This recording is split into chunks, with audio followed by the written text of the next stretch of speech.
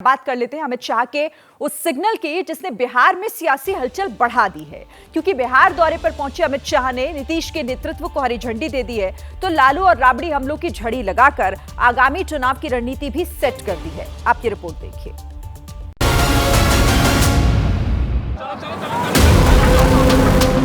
बिहार में साल के आखिर में चुनाव है, लेकिन शाह की चाणक्य नीति ने सियासी गर्मी अभी बढ़ा दी है,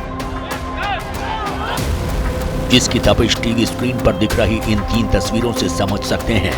क्योंकि 2 दिन के बिहार दौरे पर पहुंचे गृह मंत्री अमित शाह ने न सिर्फ मिशन बिहार बल्कि इसे भेदने के लिए इस बार चुनाव नीतीश के चेहरे पर ही लड़ा जाएगा, ये साफ कर दिया।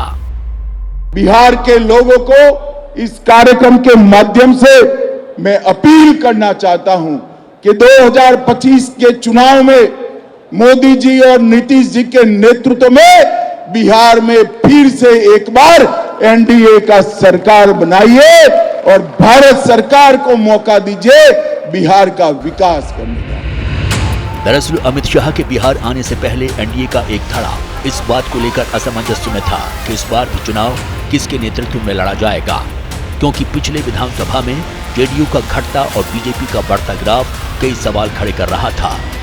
लेकिन जैसे ही अमित शाह पटना के बापू सभागार पहुंचे और मंच पर आए, तुरंत ही नीतीश के नेतृत्व पर मोहर लगा दी। तो दूसरी तरफ नीतीश ने भी अमित शाह को ये कहते हुए खुद के तटस्थ रहने की गारंटी दे दी कि चाहे जो हो जाए वो पाला नहीं बदलेंगे। हमसे गलती हुआ हमारे पटिया में, तो हम लोगों ने तय कर दिया है कि ये गलत है, ये कभी नहीं होगा।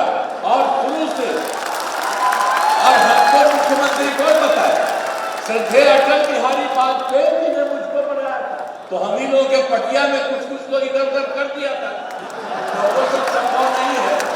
अब सब नीतीश 2 बार पाला बदल चुके हैं, लेकिन आगे वो पाला बदलेंगे या नहीं ये सिर्फ नीतीश ही जानते हैं, क्योंकि बिहार में बीजेपी के लिए नीतीश न सिर्फ जरूरी है बल्कि मजबूरी भी है, क्योंकि बीजेपी ये बात अच्छे से जानती है कि अगर उसने नीतीश को नजरअंदाज किया तो आरजेडी को सत्ता में आने का मौका मिल जाएगा। इसीलिए 2020 में 43 सीट जीतने के बाद भी नीतीश को मुख्यमंत्री बनने दिया, बल्कि इस बार भी बिना किसी शर्त के नीतीश के नाम पर ही मोहर लगा दी।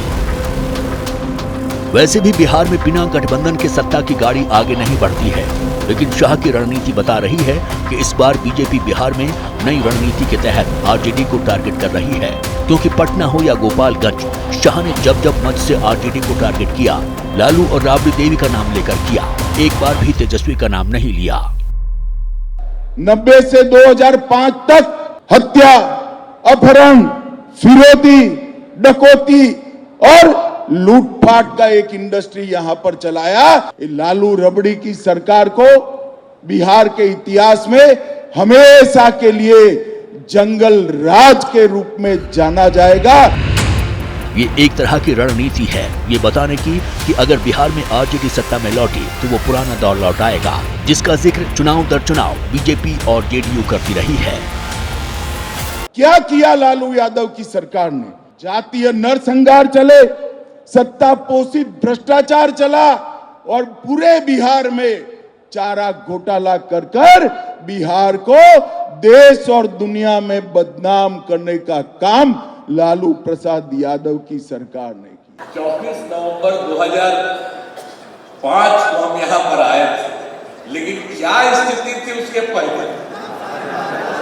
आप यही न है कि शाम में कोई घर से बाहर नहीं निकलता था, किसी का कोई इंतजाम उस तरह का था, जब वही लोग कितना फालतू काम किए हुए थे, उन लोगों की तरफ से कुछ भी नहीं होता था।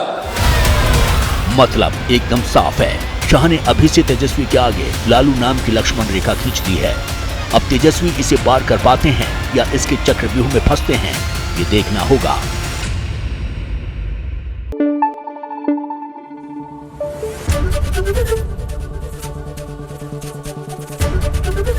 एबीपी न्यूज आपको रखे आगे।